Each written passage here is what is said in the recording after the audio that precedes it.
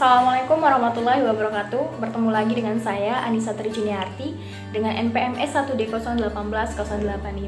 Pada kali ini kita akan menjelaskan tentang analisis usaha tani padi. Oke, langsung saja kita ke yang pertama, yaitu pendahuluan. Nah,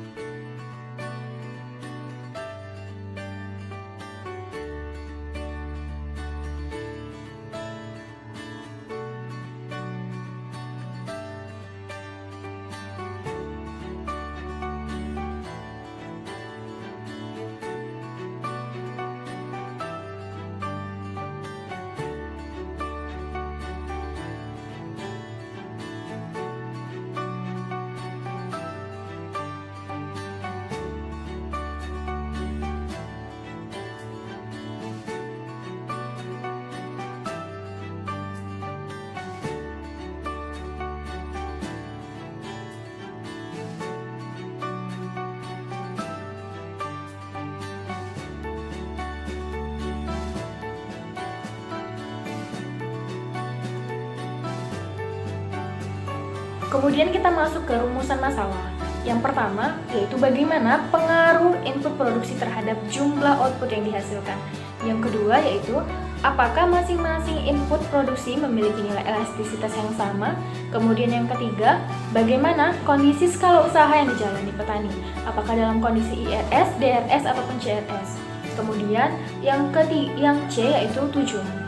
Tujuannya ada 3, yaitu untuk mengetahui pengaruh input produksi terhadap jumlah output. Yang kedua, untuk mengetahui masing-masing input produksi apakah memiliki nilai elastisitas yang sama.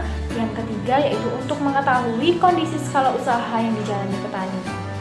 Dalam penelitian atau analisis ini memiliki metode penelitian, yaitu terdapat dari bab yang kedua, yaitu metode penelitian. Yang pertama, yaitu jenis dan sumber data. Nah, jenis dan sumber data yang digunakan dalam penelitian ini adalah data primer dan sekunder. Data primer adalah data yang dikumpulkan dari sumber dan data pertama. Yang kedua, data sekunder adalah data yang dikumpulkan oleh lembaga pengumpul data dan dipublikasikan kepada masyarakat pengguna data.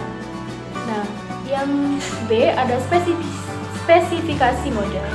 Nah, di mana ada rumus ln Y sama dengan ln beta 0 ditambah beta 1 ln x1 ditambah beta 2 ln x2 ditambah beta 3 ln x3 ditambah et.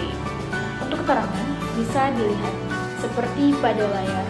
Yang selanjutnya yaitu pada bab bagian hasil dan pembahasan. Nah, yang pertama ada pengaruh input produksi terhadap jumlah output. Dalam hal ini R2 yang menjadi indikator ketepatan. Dilihat dari analisis ini kita dapatkan jika nilai R2 menunjukkan jika hubungan antara variabel independen terhadap variabel dependennya tidak begitu kuat, karena nilai R2-nya hanya sebesar 20,56%. Nah, sisanya dipengaruhi oleh variabel lain. Selanjutnya yaitu untuk melihat pengaruh digunakan ketentuan jika p-value lebih kecil daripada 0,05, maka tolak H0 terima H1, yang artinya berpengaruh. Kemudian jika p-value kurang dari 0,05, p-value lebih dari 0,05, maka terima H0 tolak H1, yang artinya berarti tidak berpengaruh. Nah, untuk analisis ini kita lihat jika masing-masing variabel ternyata mempengaruhi jumlah produksi yang dihasilkan. Lanjut yang B, yaitu nilai elastisitas input produksi. Untuk hipotesisnya sendiri, di mana H0 sama dengan beta 1 dikurang beta 2 sama dengan 0, H1 beta 1 dikurang beta 2 tidak sama dengan 0. Nah, jika p-value kurang dari 0,05, maka tolak H0 terima H1.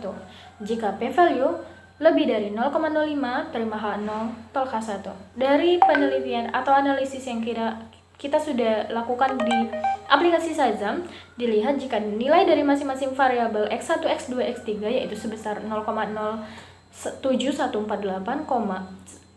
dan 0,05562, kemudian 0,770551. Nah, dari hasil tersebut diketahui jika masing-masing variabel X tidak berpengaruh pada variabel Y. Yang selanjutnya yaitu ada skala usaha. Dengan hipotesis H0 sama dengan beta 1 ditambah beta 2 ditambah beta 3 sama dengan 1.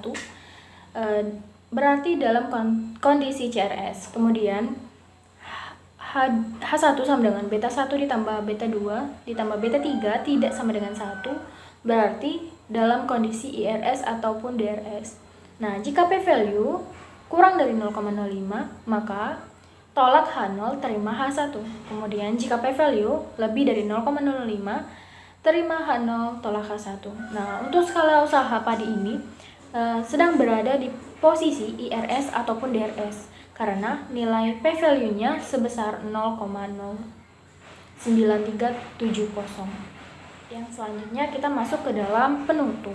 Nah, untuk kesimpulannya, dapat disimpulkan jika nilai R-square dari penelitian ini hanya sebesar 20,56%, serta berdasarkan p-value dari setiap variabel X menunjukkan elastisitas sebesar 0,07148, dan 0,5562 dan 0,770551. Serta usaha tani ini berada pada posisi increasing return to scale atau decreasing return to scale.